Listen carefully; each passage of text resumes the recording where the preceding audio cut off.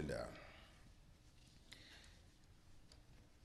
Boyfriend-girlfriend relationships. Did you know actually that it's mentioned in the Quran? Did you know that the Quran actually spoke about boyfriend and girlfriend relationships? This is not something new. Though we tend to think of it culturally, coming from our cultural backgrounds as something which is 20th century, it is something which is Western and so on and so. But if that were the case, why did Allah subhanahu wa ta'ala speak about it 1,400 years ago? If you go to Surah An-Nisa, Allah says there in verse 25, فَانْكِحُوهُنَّ بِإِذْنِ أَهْلِهِنَّ وَآتُوهُنَّ أُجُورَهُنَّ بِالْمَعْرُوفِ مُحْصَنَاتٍ غَيْرَ مُسَافِحَاتٍ وَلَا مُتَّخِذَاتِ أَخْدَانٍ. What does that mean? Marry them, right? Allah is telling males, marry them, marry the women, with the permission of their families, meaning don't run away and elope and get married with nobody's permission. Give them their dowries, the mahar, according to what is reasonable. Then Allah described the women. They should be chaste. Women who are not involved in any premarital or extramarital relationships, nor adulterous or promiscuous, nor taking boyfriends.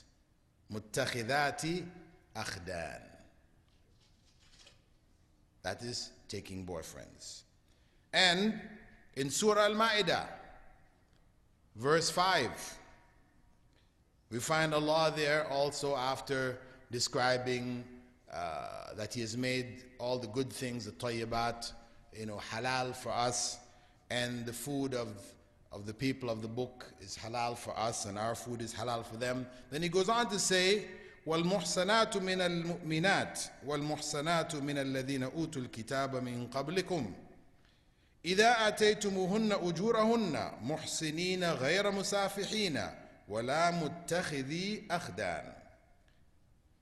He described the women who may be married, that they are muhsanat min al-mu'minat, the chaste women from among the believing women, or from among the people of the book, chaste women. Then he goes on to say, if you give them their dowries, you, and he describes the males, how should you be? You being chaste, that you should be also not involved in adultery, fornication, etc., nor promiscuous, nor taking girlfriends. So we see in the Quran itself, Allah speaks about boyfriends and girlfriends, because this is something, a phenomena which is not unique to our times. It is something which occurred throughout the centuries, throughout the ages. Now, what may be unique to our times is the format in which it takes place. The format of boyfriend and girlfriend relationships is called dating. Going out with girls, girls going out with boys, they call that dating. Literally, dating means the time at which an event occurs. But in the context that we're talking about, it means a social engagement between two persons with a romantic character. A social engagement, a social relationship where they come together between two persons, male and female, that's how it was normally understood, with a romantic character. I mean, there's some romance there, there's some kind of love, attraction, etc. there. Now this dating is a 20th century invention. It wasn't until the 1920s, after World War II, that this new format of courtship. Actually, courtship meaning the method by which people seek wives or seek husbands. They call this courtship, right? Prior to this time, this didn't exist in the West. Courtship was formal. You had to have chaperones if you were to meet a female. This is in North America, here, Canada, in England, etc. You meet a female, there had to be a chaperone there with you. You know, her father, her mother, somebody had to be there with you, what we refer to as a guardian, although theirs was wider. And there was some commitment. People were meeting with the intention for marriage. Whereas by the 1920s, this is after World War I,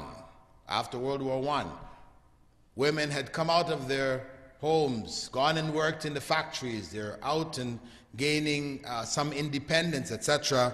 You now had this new format of dating developing, which was informal, it was unchaperoned, male-female interaction with no specific commitment. No commitment here. And it came to be looked at as a healthy preparation for future marital stability. Multiple dating experiences, they said, they felt, because this was the time when people were looking at human beings now as animals because of Darwinian thought, etc. You know, so what was important was that, you know, marriage, which involves sex as its basis, this is an animal function. And of course, any of the physical functions, the more you practice it, the better you get. So the idea then was that multiple dating experiences would then lead to a person more prepared for a stable future, you know, marital relationship. And actually by the 50s, this is again now after World War II, where more females went out into society, working, not going back into the home after the war, staying out, developing independence, you know, making decisions for themselves, etc. Now you find there is what they refer to as discontent with the restricted role of the wife. Women, to be just a wife and a mother, it was looked at as being some kind of oppression. You know, so many women started to postpone marriage to explore their college careers. And to them, marriage and childbirth was looked at as oppression and exploitation of women. So this is a consequence of the feminist re-examination of marriage in the 50s, as well as their perspective on gender, male-female status. So this opened the door to dating on a wide scale. So the basic concept or idea behind it was that dating was a good way to know a lot of people by then. Dating was a good way to know a lot of people. So it developed what they call the shopping mentality. You know, as they say, shop till you drop, right? That was the idea. You go out and shop around. If you decide you've got a product, you don't like it, take it back. You can always take it back to the store. So the same kind of attitude, no commitment. So that is the foundation really of girlfriend-boyfriend relationships, which we refer to as dating being the format in which those relationships develop. The question now comes to us as Muslims living in this part of the world. What do we do with this practice? Because obviously we saw in the very beginning, Islam prohibits it. So how do we deal with it? Now, to look at how we deal with it, I'm going to ask you some questions. To look at how we deal with it, I'm going to ask you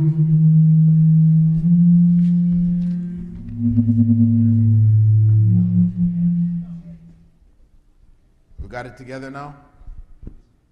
Right. we want to have a look now at how do we deal with this. First question, let me ask you here, among you. How many of you have girlfriends? Put your hand up. Be honest. The camera is just on me. Not a single one of you has a girlfriend. Come on, be honest. Okay, we had a few hands sweeping up and down quickly. How many of you would like to have a girlfriend? Okay, we saw a couple more hands. All right, that's honest. Now, the point is, having a boyfriend or having a girlfriend, why? Why? Why do people have boyfriends and girlfriends? Tell me, what do you think? In school, your friends, the other people in your class have boyfriends and girlfriends, right? Huh? They have or not? What grade are you in? Grade 5, okay. Maybe in your school they haven't started yet. Somebody in a higher grade. Yeah? What grade are you in? I'm in grade 5, and in our school, there's kids in grade 3. They have all these girlfriends. Okay, from grade 3 they have girlfriends. All right. He's in grade 5. He's observed that already. Who is in a higher grade here? Huh? What grade are you in? Huh? You're in grade 6. Okay, in grade 6, do you have some of your classmates have girlfriends? Not really. We have different kinds of schools here, I guess. Huh? Some more conservative schools and some more liberal schools. Huh? Okay, in your school, having a boyfriend? Remember, you got to talk to the sisters too, because they can see you. Mm-hmm. But how can I get from them? Let them write the question. Okay, yeah, we needed to hear from the sisters also. But if they can write some responses and send it back across to us quickly as we ask the questions. Okay, you said that mostly they're doing it for social status. Mm-hmm.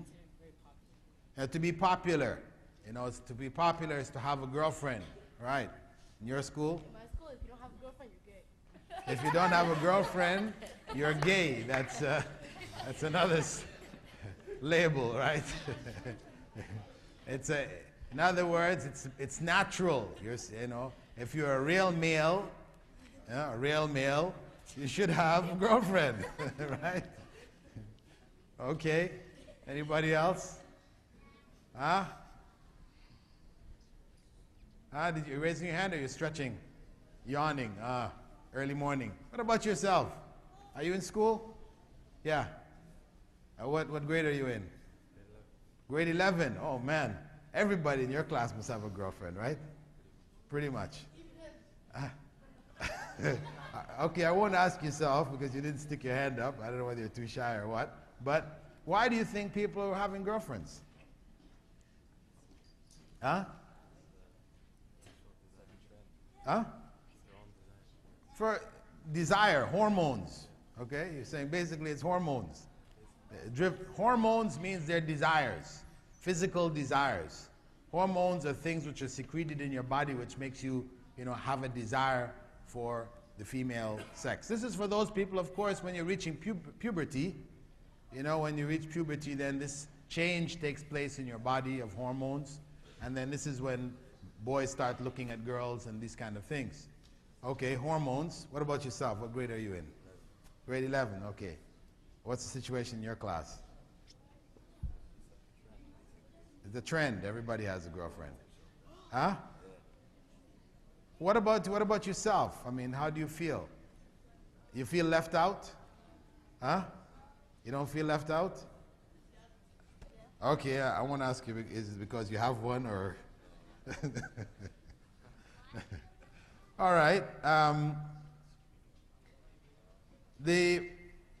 the problem which exists with the boyfriend-girlfriend relationships, I think for most parents, Muslim parents, in terms of how do you prevent it, parents, I think, generally just lay down the law that it's not supposed to happen, without really explaining to the youth, the children, the males and the females, why. You know, it's just our culture, we don't do it. Just make sure you don't have a girlfriend, make sure you don't have a boyfriend. Don't. Wrong. But in fact, really, when youths reach the middle teens, this is the period of what? Huh? Period of marriage. Well, in the old days it was. It was the period of marriage in the old days. But in our days, basically it is the period of rebellion.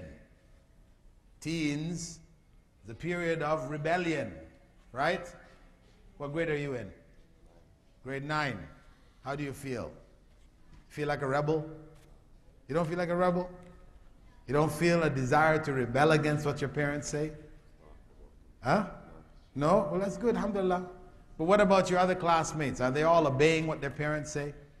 The one who obeys what the parents say, that guy's looked at as a sissy. Look at him. Whatever his parents tell him, he just does it. You know? Whereas, you know, a real youth, I mean, in terms of how they perceive it, is one who does his own thing. You know, doesn't have to listen to the parents. Of course, it's not good, but that is a norm for that age group, isn't it? Rebellion. So, it is the responsibility of parents to communicate with the children, with the youth, why? Why is this not permissible in Islam? Why, from the Islamic perspective, relationships are either marriage, right? Male-female relationship is in marriage. You should be married. If it's not marriage, then there is no other relationship. Yeah, it is going to be some form of adultery, fornication, zina is the term which the Quran uses. And it's important for parents really not to wait until the kids or the young people fall in love and then they find out and then they explode. Huh? This is what happens at home, right? World War II. Explosion. They finally found out. Huh? Huh? Halifax explosion? All right. So, it's important for parents basically to convey to young people, for you young people to understand that girlfriend-boyfriend relationships is basically, such relationships are basically fornication. Fornication is a sin, something which is displeasing to Allah, first and foremost. Something in Islam, for the punishment for fornication is what? What's the punishment for fornication? Stoning. No. That's for adultery. What's the punishment for fornication? You get put in an oven. Anybody who we catch fornicating, we put them in an oven, right? Is it? Put it in an oven, huh? What's the punishment? Huh? 100 whips. That's it. 100 lashes. Public. That is according to Islamic law. If a person is caught in fornication, male or female, they're taken publicly in front of the community and lashed 100 times. No, people don't die from it. The lashing is not, it's painful, of course. Because even if I hit you 100 times just like this, not winding up each one, if I round up each one, maybe at 100 you might die. But if I'm just lashing you like this, 100 times, same area, it's going to become painful after a while. Maybe initially it's not painful, but after a time it's going to become painful. But the idea is not so much the pain, but the shame. The shame of being, imagine, taken to the CNE, right? On the field, the whole 100,000 people watching, and they take you and lash you in front of all these people. It's the shame. Huh? So it's the shame in Islam, when the punishment is given, it's done publicly. So it is something shameful. The person who is involved should feel shameful. But besides that, what is the consequence? What are the consequences of boyfriend-girlfriend relationships, dating, etc.? Give me one consequence. You can go to hellfire. Yeah, in the next life, Prophet Muhammad ﷺ, when he related to us that he had a dream where Allah showed him the hellfire and the people of the hellfire. Among them were some people who were naked and burning in an oven. In the dream, in the hellfire, burning in the oven. And when he asked the angel who showed him, who are these people? He said, these people who are those who committed zina in this life. Okay? So we don't put them in any oven here in this life. If we catch somebody, we don't open up the oven, throw them in and fry them up. No. That is in the next life. Punishment in the next life. And of course in hell, this is a very, very severe punishment. But in terms of the consequences in this life, what are the negative, what are the bad things that come out or can come out of boyfriend-girlfriend relationships? One bad thing. Huh? Yeah, I mean, we're saying that. Where people commit zina, where they commit, fornication, what is the consequence? What are the evil consequences in this life from it? Tell me one. If you can't think of any, then it sounds like you guys are all convinced it's a good thing. That's what it means, isn't it? If you can't think of any bad consequences, besides being put in the oven in the next life, 100 lashes in this life, if you can't think of any harm that will come to you or to people around you from it, then it means you must think it's a good thing. Is that what you think? You don't think it's not a good thing? Okay, so what's the consequence? What will happen? Get slapped by your mom. You get slapped by your mom. Well, that's back to lashes again, right? That's back to lashes. I'm talking about real consequences. That's going to hurt you and really hurt for a long time. The slash, your mom slaps you and it goes away, finish, No, yeah, I'm asking the kids actually. Okay? Let them say it. I want them to get there. Huh? You what? Never see the day of light. Never what? Never see the day of light. Never see the day of light. What does that mean? Never see the light. Yeah, because they'll be in prison, In prison? Yeah. No, you don't stay in prison. You're 100 lashes publicly, and then after that, what? Pardon? Your mom and dad won't like you? Well, okay, they may not like you for a while, but then after a while, they may like you again. What? Bad? A bad record. Oh. Okay, we need some older guys to put something in here now. STDs. What are STDs? Sexually transmitted diseases. You can get AIDS that way. AIDS, herpes, gonorrhea, syphilis, all these nasty diseases, okay? And listen a minute here. There is one, herpes, people don't talk about herpes anymore. Everybody's talking about AIDS. But really herpes, way back, I remember in the late 70s, that, in the 1970s, before most of you guys were born, in the late 70s, it was announced by the Surgeon General in America that herpes had reached epidemic proportions. epidemic. It was already on the level of an epidemic in the late 70s. In the 90s, they said 1 in every 4 Americans has herpes. 1 in every 4. It's a STD. What happens to you?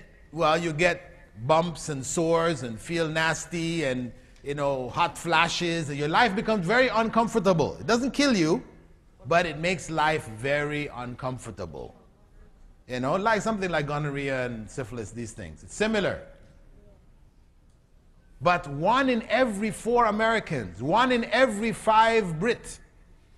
I don't know what it is, the statistics here in Canada, but I'm sure it's probably close to the American statistics, because we are the 52nd state, aren't we? Like it or not. Following what trends are in America, right? So, sexually transmitted diseases. Okay, so these are nasty things that come upon us and come upon our families. Also, give me another consequence. It leads Huh? to depression because love defined in this society is deception. It can lead to depression. Okay, boyfriend-girlfriend relationships, which are not permanent, it's not about marriage, usually end up breaking up, and when they break up, then people become depressed. And this is what leads, oftentimes, Columbine massacre, young guy gets jilted by his girlfriend says, okay, we're off now, I'm not your girlfriend anymore. So he goes and he gets his father's gun collection, he comes back to school and starts shooting the teachers and students. Yeah?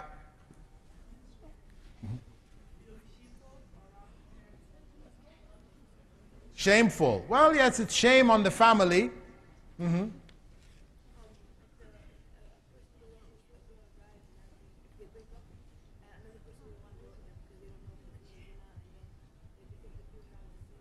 Okay, those kind of relationships can make, this is especially in the case of the girls, where when time for marriage comes, it's known that this girl has been going out with different guys. It's not known whether she committed zina or not. So it lessens her chances for proper and good marriage. Let me give you some other points. You guys are taking a while to get to it.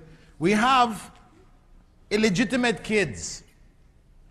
Illegitimate kids. Kids who are born now not inside of marriage. You have young girls having kids, and the number of children being born outside of marriage is reached a level in the West which is almost equal to the number of children being born inside of marriage.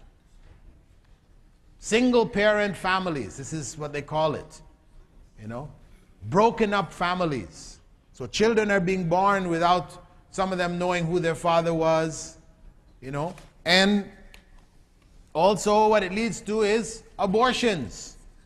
We have over 3 million abortions. North America and the US alone, 3 million abortions every year. Those are statistics from the 90s. 3 million children, babies, are killed every year. 3 million, imagine that. That's evil. So, the girlfriend-boyfriend relationship has bad consequences. It's not good for family. You can't make a family with it. It only creates harm in the society. So this is what we as parents need to convey to make the children, young people understand. Now, the response of some kids to this, are you guys following me? Yes. The response of some kids to this, when parents say to them, no, you shouldn't have boyfriend-girlfriend relationship, it's only marriage. They say, well, those consequences, that's for people who end up having sex and these kind of things. We're not going to do that. We won't go that far. We just, it's just a simple date. I just want to have a friend who's a girl. And she wants to have a friend who's a boy. Just friends. Well, the answer to that, just having friends, we're just going to be friends, we're not going to go that far. The answer to that is what? When two people are alone, what did the Prophet ﷺ say? Who's with them?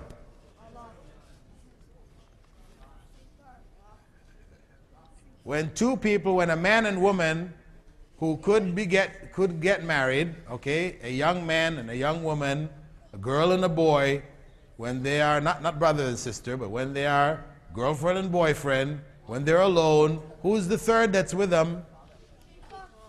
Shaitan.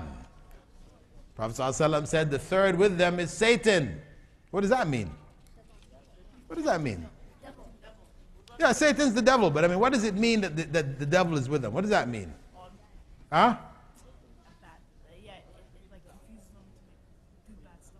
He confuses them to do bad stuff. He whispers to them.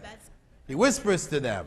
Maybe they said, okay, no, we're not going to do these things, but Satan is there whispering in the ear. Oh, why don't you touch her?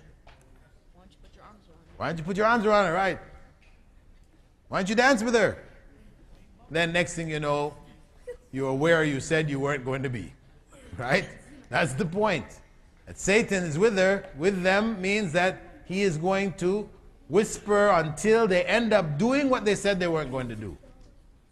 So this is why in Islam we say no, male and female should not be alone together, because the consequence is going to be zina. لا هم بدأوا متأخرين. Huh? Yeah, 15 more. You know? بعد 10 If you give me 3/4 of an hour to do the talk or not. 10 دقائق بعد. Okay. Before we get to the solution, first, we have to teach, as parents, we have to teach children, how to restrain themselves. Give them examples that the Prophet ﷺ gave, like the 7 people who are shaded by Allah's throne. 7 people who will be shaded by Allah's throne on the day when there will be no shade. What is that day? The day of judgment, right. The day on which there will be no shade. The sun will be brought close. People will be without clothing. They'll be sweating. Some people sweating up to their necks, to their waist. Different people sweating according to how scared they are for the evil they've done in this life. That day is a very, very terrible day. And the only shade will be the shade of the throne of Allah. And under that throne, there will be 7 groups of people shaded by the throne. One of them, Assalamu alaikum. Turn off the microphone there, please. One of them is who? You heard about this? You never heard about this before? Huh? No, it has to do with boyfriend-girlfriend relationships. Prophet ﷺ spoke about it. One of the 7 who would be shaded is who? You. Yeah. You don't know. You never heard this hadith before. Very, very important hadith. Huh? One of them who will be shaded is who? Yeah, a young man who grows up worshipping Allah. That's good. Alhamdulillah. One who stays on the right path, does what Allah says, grows up a proper Muslim. That will be one of the people shaded. But there's another young man who was caught up in a boyfriend-girlfriend relationship. Huh?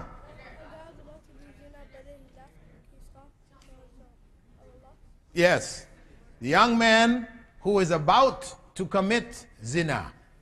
He's about to have sexual relation with his girlfriend, who is beautiful and from a good family. She has money, position. And then he stops himself and said, I fear Allah.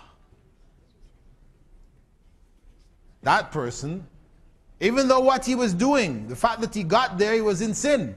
It's haram.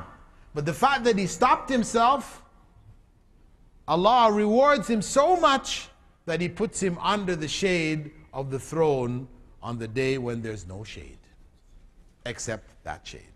That's pretty good, isn't it? Wouldn't you say so? Also,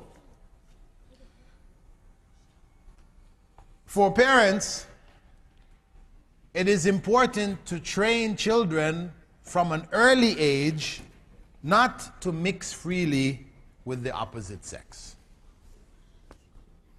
To train them from an early age not to mix freely with the opposite sex. Because if they're doing it from an early age, and then when they reach puberty you say no, it becomes difficult.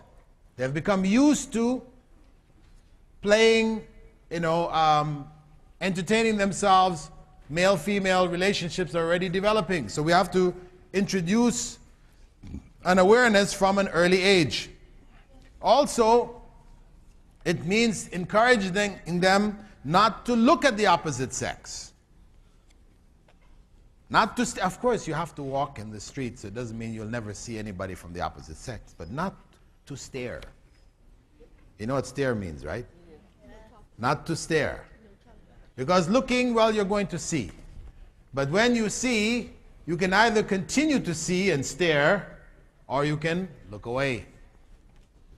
So, we have to teach them that, both males and females. And for females especially, we have to teach them that when they communicate, when they talk with males, they have to talk in a business-like way.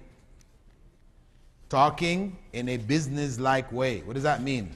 It means that, can males and females give salams to each other? Okay, those who say that males cannot give salams to females, put your hands up.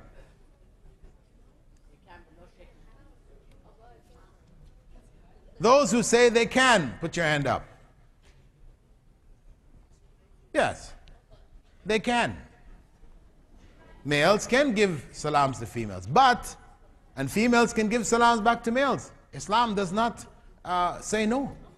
It didn't prohibit it. Prophet ﷺ gave salams to female sahabiyat, they gave salams to males. It was not something which was prohibited. Islam does not prohibit the giving of salams. In fact, it encourages, the giving of salams all around. However, how you give salams is now the issue. Avoid conversation. Because, no, just the salam itself. You can say, as a male, salam alaikum, or you can say, salam alaikum. Right? And as a female, you can answer, wa alaikum salam, or you can answer, wa alaikum salam. Right? There's two different things. Right? So, the young girls and the boys should be taught that when they communicate with females, that they should do so in a business-like fashion. When you're going to the shop, you're buying something from the storekeeper. I mean, you're not trying to flirt with the storekeeper, right? You say, I want this, give me that, it's so much, how much is that? So you're talking business. And that's how males and females who can be married should talk. Business. Right? So we have to train the youths from males and females to talk business. Girls have to be taught how to wear proper hijab from an early age. And boys also proper Islamic clothing, which don't expose different parts of the aura and which conform to Islamic principles. Right? For both males and females. Let's not think that dress is only for females. Females need to cover themselves up, and the men, you can wear anything. No. There are principles that govern men's clothing, just as there are principles which govern females' clothing. And it's very important for parents to keep an open relationship with their children so they can hear from them. They can know what's going on so that they can address these issues if they start to arise. Now, the second part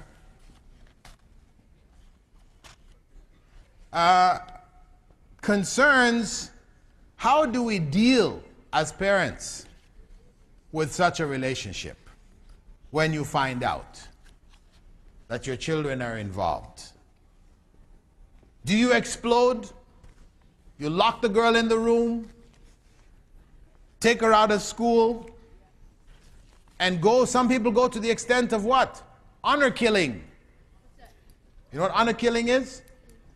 If a girl is found to go out with a boy in some parts of the Muslim world, in Pakistan, in Jordan, in Turkey, different parts of the Muslim world, if they find that the girls have gone out with guys, then the father, the brother, the uncle, or some male will take her and kill her.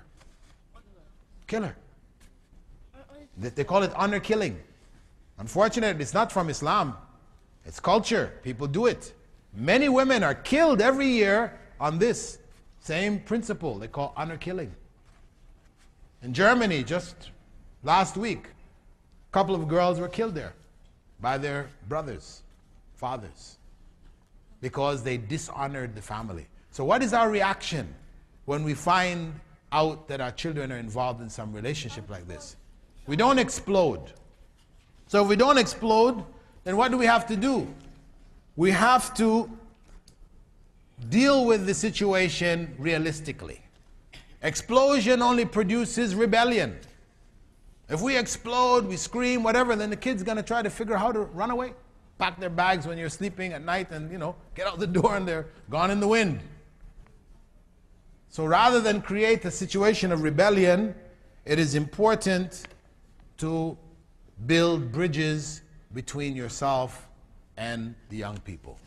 Meaning that the reason why they're in that situation is because there is no bridge. There was a gap, communication gap. You had no idea what was going on. So parents have to look at this when they find this kind of situation. They have to look at themselves as being at fault here. It's not all on the young people. Some of it falls back on the parents. So they have to address what has taken place, what has broken down in the Muslim family which has created this situation. We can't blame it all on the media and the environment and everything. We have to also look within our own situation. Why? Why did it take place? We have to find out why it took place in order to try to deal with the issues. The main causes. What are the main causes? Some of you mentioned before, peer pressure, popularity, seeking popularity. For some people it's boredom. Some people it's low self-esteem. Some people need to feel loved. Some people it's an expression where they're desiring attention. So parents need to communicate. And in communicating with somebody who is involved, you don't want to be accusative. You did this. Nor do you want to be judgmental. You are a so-and-so. Or to be interrogative. Why did you do this? You should try to avoid as much as possible the shoulds and the don'ts. These are negative terms. And important to listen. Listen with an ear to understanding why. What caused this? What is at the bottom of it? Try to get clarification. Ask them, do you mean so and so and so? Acknowledge the things that they're saying. You feel this way because of so and so. Empathize. Try to let them feel that you can understand what is going on with them. You sound really so and so. So kids will feel that their parents understand. If the children, young people feel that the parents understand where they're coming from, then they will confide in them. Because young people will not confide if they don't feel that sense of understanding, that they can talk to the parents. So as a basic principle, parents should keep in mind, if you want to be heard, then you need to be good listeners. If you want to be heard, because you want to be able to inform and to advise, then you have to be able to listen well and to hear where those young kids are coming from.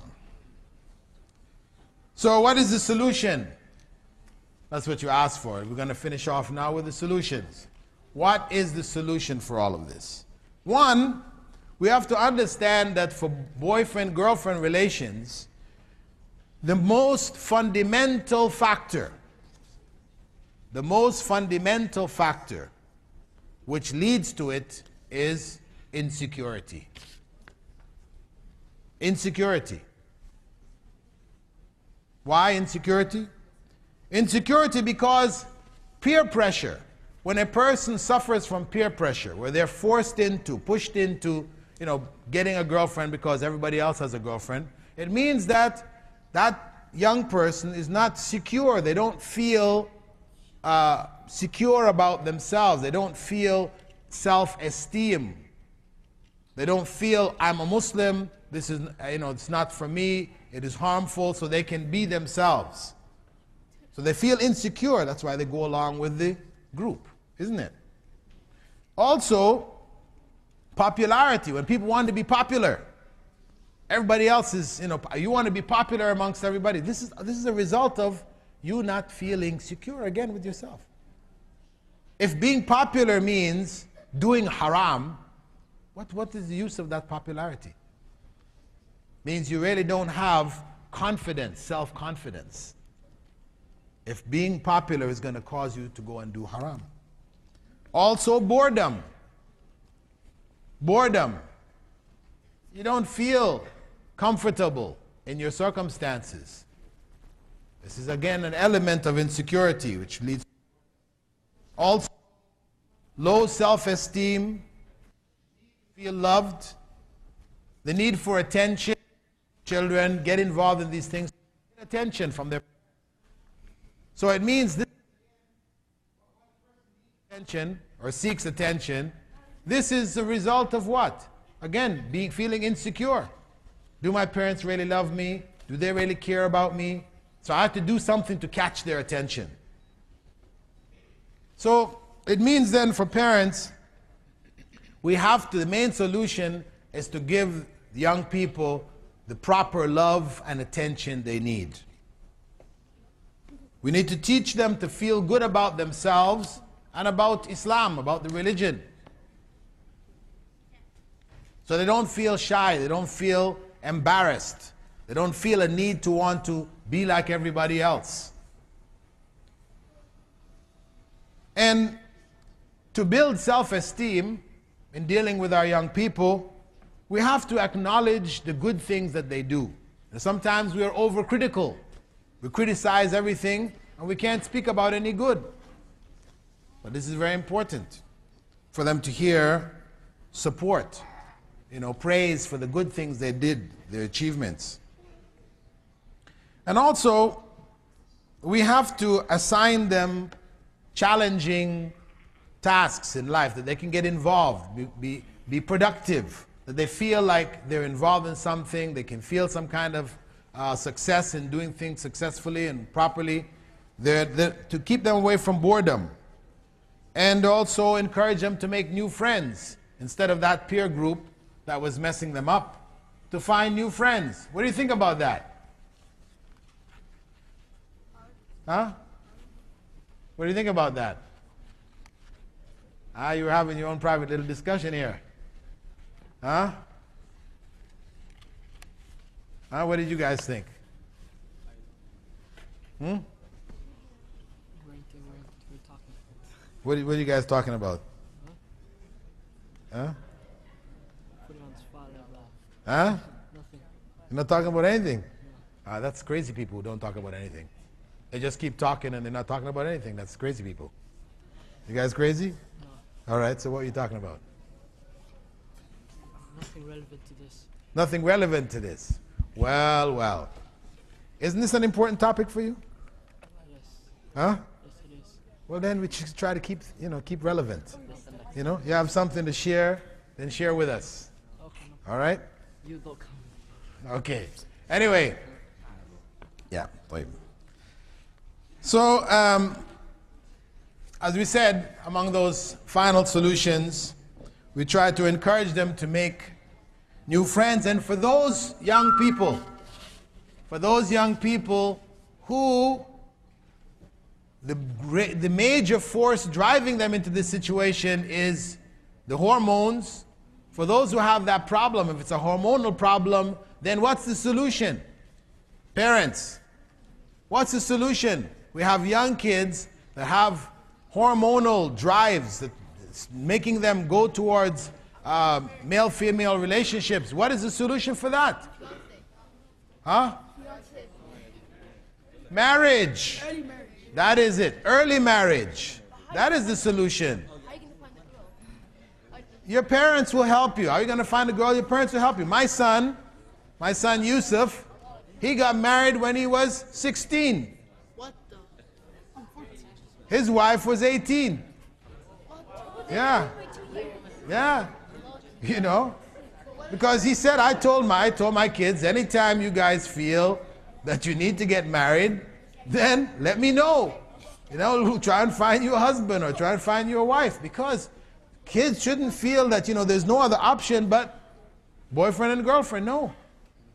And of course, that kind of marriage is, you can have marriage where you have what they call the nikah, the actual marriage contract is done, but consummation, walima is done later on. You know, the girl can still remain with the father, the young man can still remain with his parents, and when they reach the point, they graduate, they're in a position to look after a family, then they come and live together. This is an important solution which we need to realistically look at for this, especially for this type of environment. You know? So we need to try to keep the lines of communication open in general, and then we have to take practical solutions for problems which will not be solved by any other means other than early marriage. And this is what the Prophet ﷺ encouraged us, saying, Ya ma'ashar al-shabab man istata'a minkum al-ba'a falyatazawwaj. Oh young people, any of you that is able should get married. What's your question? Here's an example of what? Why? Why are you snitching on him? He wants to talk about it? No, you don't need to point fingers. If people want to share it, let them share it. If they don't want to share it, you know. But inshallah, if you want to discuss it privately later, we can sit and talk, inshallah. Oh, it's a false accusation. All right.